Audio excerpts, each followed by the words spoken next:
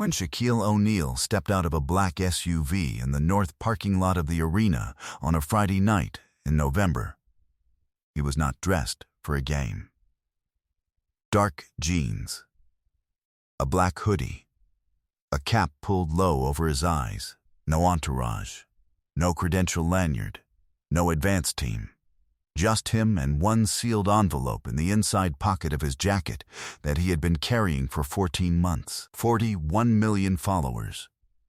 4 championship rings. One of the most recognizable human beings on the planet Earth. He walked to Gate 7 because that was where he had been told to go. The security guard at Gate 7 was a large man, mid-50s, in a black uniform shirt with a radio on his left hip and a clipboard in his right hand. He looked up when Shaq approached. He looked him over once. He did not step aside. "I need to see your event credential," he said. Shaq told him he was a guest of the organization, that he was expected. The guard checked his clipboard, checked it again. 3 families had moved through the turnstile beside them in the time it took for that second check. Nobody stopped them.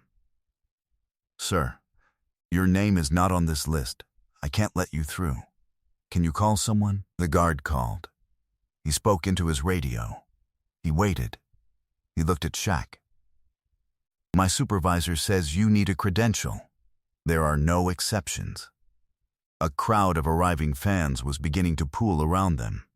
Someone had already raised a phone. Shaquille O'Neal looked at the man holding the clipboard for one long moment. He said nothing. He turned. He walked back toward the parking lot. But before the radio crackled, before the supervisor was called, before any of it was decided, Shaq had noticed 4 things about the man at Gate 7. He registered them the way he had been registering things in rooms his entire life. Quietly, precisely, without reaction. The first was the clipboard. Laminated on the inside cover, half visible at the angle Shaq was standing, was a photograph. A boy, maybe 14 or 15. A hospital setting. Blue gown. An IV line taped at the inside of his elbow. The boy was smiling in the photograph the way a person smiles when they have made smiling a deliberate choice, something constructed for someone else's benefit. The second was a keychain on the guard's belt loop, an old Orlando Magic logo, the version they used in the early 90s, faded from years of handling by a hand that had handled it often.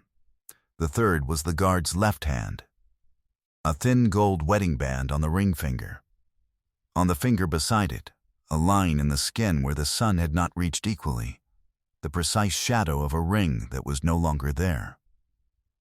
The fourth was a folded piece of paper in the guard's breast pocket. He had been adjusting it when Shaq walked up. He noticed Shaq's eyes move to it and tucked it deeper into the pocket.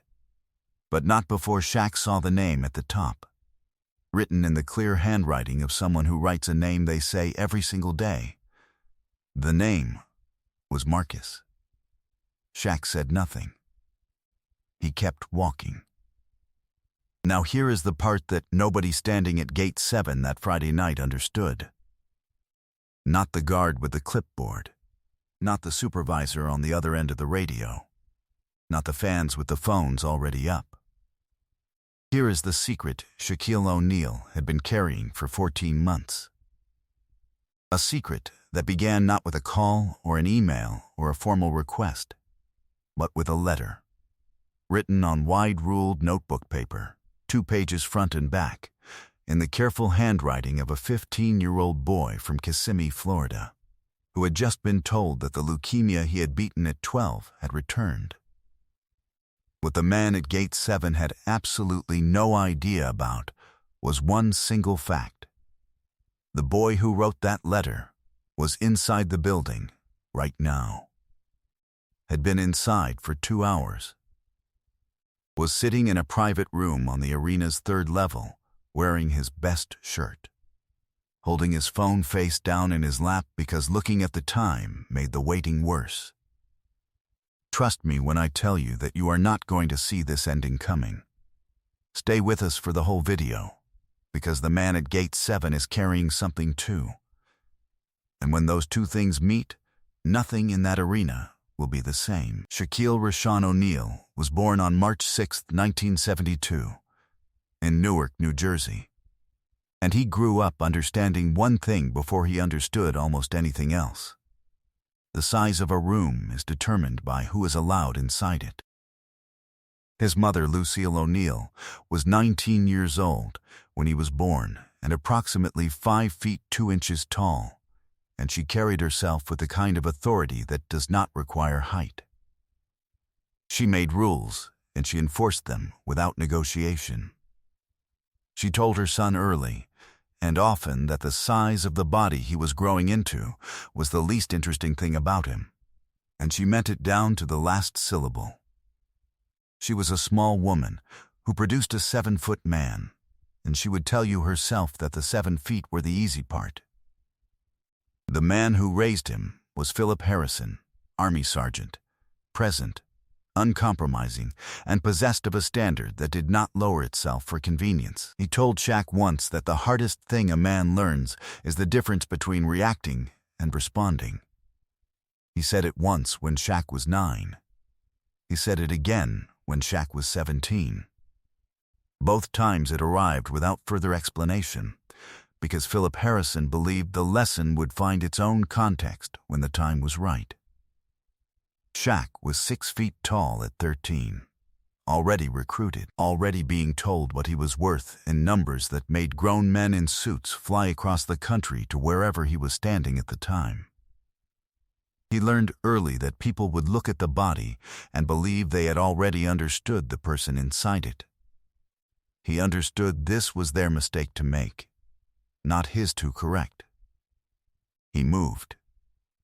Georgia, San Antonio, Baton Rouge, then Orlando, where he played in front of sold-out arenas and where something was built around the specific premise of what he could do on a basketball floor. 4 championships, a net worth of over $400 million, businesses, franchises, real estate, a portfolio that financial journalists use as a case study in what discipline does to athletic wealth over time. His name on buildings, his face in halls, his jersey in the rafters of arenas across the country, and a letter in the inside pocket of his jacket. 14 months old. Marcus Cole was 15 years old and lived in Kissimmee with his father. His mother, Patricia, had died 3 years before, ovarian cancer, 14 months from diagnosis to the end. Marcus had been 12. The same leukemia that returned to him at 14 had also returned his mother's last lesson to him with a precision that felt, at moments, like intention.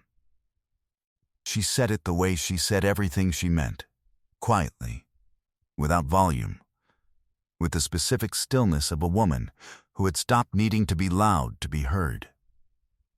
Some things come to you, baby. You just have to be still long enough for them to arrive. Marcus wrote the letter in November of last year at the kitchen table after his father had gone to bed on wide-ruled notebook paper. He addressed it to the Make-A-Wish Foundation in Florida. He asked, as carefully as a 15-year-old can ask for something he wants very badly, to meet Shaquille O'Neal. He said his mother had loved Shaq. He said she had watched old Magic games on a VH tape with a cracked case until the tape wore thin at one spot. He said she described the way Shaq moved on the floor, like the game had to refigure itself around him every time he showed up, and she laughed every time she said it. He said she died without seeing him play in person. He said he wanted to go to a game and meet Shaq, and tell him that his mother had believed in him before he was famous, when he was just a large boy from Newark that no room had been built for yet. Shaq read the letter 3 times. He called the foundation himself. He told them to set a date. He had been carrying the letter ever since. Raymond Cole was born in Ocala, Florida in 1966, and he had not planned to spend his late 50s checking credentials at an arena gate. He had planned other things.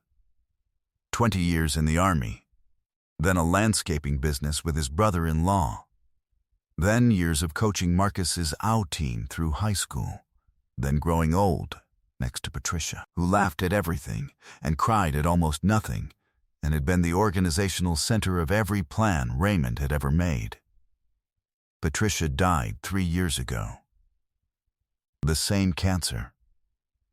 14 months. The landscaping business did not happen. His brother-in-law moved to Tampa.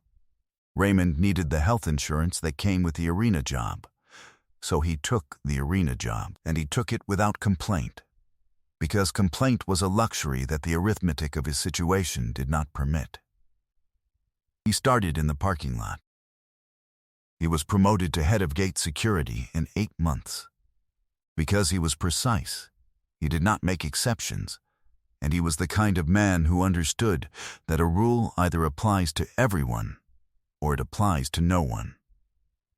He worked the gate and he paid the medical bills in the way that people pay medical bills when there is always more bill than money, partially, apologetically, with a specific shame that has nothing to do with character and everything to do with the math. He sent Marcus to school. He worked doubles when they were offered. He never called in sick. He kept a photograph of Marcus inside his clipboard because Marcus had made a face in the hospital photo that Patricia used to make. A deliberate smile, manufactured for someone else's benefit, and on the long nights between a shift that started at 4 and ended past midnight, the photograph made the distance shorter. Patricia's wedding band was on a chain around his neck, under his uniform shirt. He still wore his own on his left hand. He told himself he would know when to stop. He had not known yet. On the Friday night in November, Raymond had gotten to the arena at 3 in the afternoon. He had called Marcus before the shift. Marcus had been distracted, unusual, Raymond had thought, but not alarming. He assumed it was the medication, or the game, or being 15. He did not know about the letter. Marcus had not told him. He wanted it to be a surprise. Raymond Cole said the words, "I can't let you through," before he fully understood what he was looking at. By the time the man was already walking away, the understanding had almost arrived. Almost inside the arena at 7:14 in the evening, 21,000 people were filling their seats without any knowledge of what had just happened at Gate 7. There were 4 people who mattered most in what followed. Every one of them would leave that building changed. The first was Denise Watkins, 34, the arena's community and charity coordinator, who had organized the Make-A-Wish visit with the precision she applied to everything, and who had then failed because of a miscommunication between her office and the gate credential printer to issue Shaq's name badge for the correct entrance. She had been standing at Gate 3 for 22 minutes before her phone rang. When she understood what had happened, she was already moving.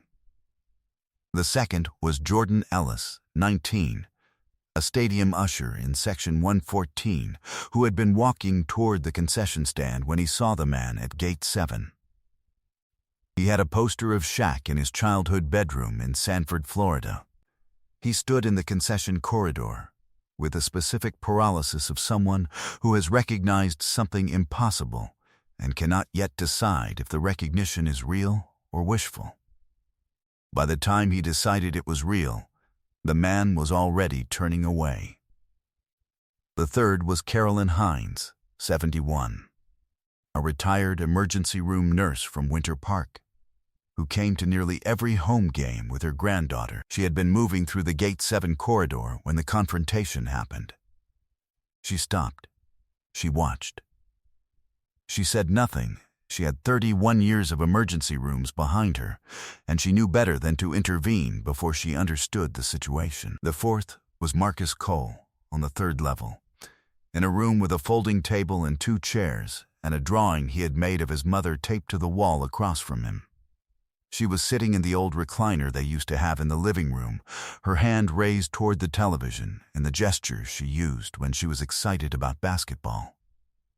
He had drawn it from memory. It was accurate. He was being still. He had been being still for 2 hours and 16 minutes. Denise Watkins came out of the arena at a speed that was technically not running, but contained everything running is except the distance it covers. She had a lanyard in one hand and her phone in the other, and she was already talking before she reached the parking lot. She found Shaq near the SUV. She explained in the specific compressed language of someone who has fully grasped a situation and needs the other person to grasp it equally fast. Within 7 minutes, Shaquille O'Neal was walking back toward Gate 7 with the lanyard properly around his neck, and Denise still talking beside him. Raymond Cole was at his post. He straightened when he saw them coming. His hand went to his radio, then stopped. Jordan Ellis had not gone back to Section 114. He was in the Gate 7 corridor, and he was not alone. Word had moved through the Usher Corps with the speed of information that is both surprising and specific, and there were 6 of them now in a loose configuration that they would each later describe as accidental. Jordan said the name. Not loud, just said it, with a controlled volume of a person trying to contain something that will not stay contained. The front row of arriving fans stopped. The rows behind them walked into them, and then the recognition moved through the Gate 7 corridor the way recognition moves through crowds, in a wave, in the specific order where understanding arrives at the front and the back simultaneously, and the middle catches up in between. Someone started clapping. Not a performance, the involuntary percussion of a crowd that does not know what else to do with a feeling that arrived faster than it could be processed. Shaq walked through the corridor the way he walked through every room, without acknowledgement, without adjustment, as though the noise were weather rather than directed at him specifically. Raymond Cole stood exactly where he had been standing, but before you hear what was said, you need to feel the full weight of what Raymond Cole heard from 20 feet away, as Denise kept talking beside Shaq on the approach. He's been waiting 2 hours, she was saying. He's on the 3rd level. His name is Marcus. Marcus Cole. He wrote the letter 14 months ago. His father actually works here, he doesn't know. Raymond Cole stopped hearing the crowd. He heard the name the way a person hears a name that has lived inside them long enough to stop sounding like language and start sounding like something the body knows before the mind catches up. He turned. His face did something that the 6 people nearest to him would describe later, each in different words, as the same thing. A man coming apart and being rebuilt at the same time, in under 5 seconds, in public, without warning. Nobody moved, nobody spoke. 21,000 people held their breath, and most of them didn't yet know why. Shaq looked at Raymond Cole. Raymond Cole looked at him. Marcus Cole, Shaq said quietly. Is that your son? Raymond's voice, when it came, was not the voice he had used at this gate 40 minutes ago. That had been a procedure. This was a man. Yeah, he said. That's my boy. Shaq reached into the inside pocket of his jacket. He took out the envelope. Not a credential. Not a document. An envelope creased at the fold from 14 months of being carried and handled until the paper had gone soft at the corners. He held it out. Raymond took it. Opened it, unfolded 2 pages of wide-ruled notebook paper, and looked at the handwriting he knew as well as he knew his own. He read it without speaking. The crowd around them had stopped moving. A ring of people had formed, close enough to feel the weight of what was happening, far enough to understand it was not for them. Jordan Ellis was in that ring. Carolyn Hines was in that ring, one hand pressed flat against the front of her coat, doing what she had been doing for 71 years, witnessing without interfering. Raymond finished the letter, He folded it. He held it out to Shaq. Shaq did not take it. "That belongs with you," he said. Raymond looked at the letter. He looked at the man. His jaw moved once, the beginning of a sentence that did not arrive. His left hand went to the chain beneath his shirt, the way a hand goes somewhere familiar when everything else is unfamiliar. "She used to watch you on those old Vates tapes," he said. "Patricia. She wore one thin in the middle from rewinding." He paused. "She said you moved like the game had to refigure itself around you every time you showed up." Shaq was very still. "She was right about a lot of things," he said. Raymond exhaled. It was not a controlled exhale. The two men stood at Gate 7 in the specific kind of silence that forms around something that cannot be fully named. Then Shaq said, simply, "Take me to him." Raymond put the letter in his breast pocket, next to the paper with Marcus's name on it. He straightened his uniform. He handed his radio to the nearest usher without a word. And he turned toward the elevator bank and walked Shaquille O'Neal through the arena he had been guarding for 2 years. Through the corridors, past the concessions up to the 3rd level, as 21,000 people below them went on watching a game that was not the most important thing happening in the building that night. On the 3rd level, a door opened. Marcus Cole looked up from his chair. He had been still for 2 hours and 19 minutes. What happened in the next moment, the specific shape of it, belongs to a private room, and it will stay there. Some things are not for cameras. Some things earn their privacy. What happened afterward was not private. Raymond Cole stood in the hallway with his back against the wall and looked at the ceiling and did something he had not done since the hospital. The specific thing a man does when he has been postponing it for 3 years, and his body has finally decided the postponement is finished. Inside the room, Shaq signed a jersey. He wrote one sentence on the inside collar in permanent marker. He didn't tell anyone what it said. Marcus read it later, alone, and said nothing about it for 3 days. Then he put the jersey on and called his father in from the hallway. After the game, Shaq found Raymond at Gate 7. He handed him a card. Not a credential, a card with a direct number and a title beneath his own name, Director of Arena Security Operations.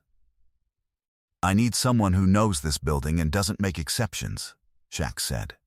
"Not for anyone." He paused. "Your son told me you worked doubles." Raymond looked at the card.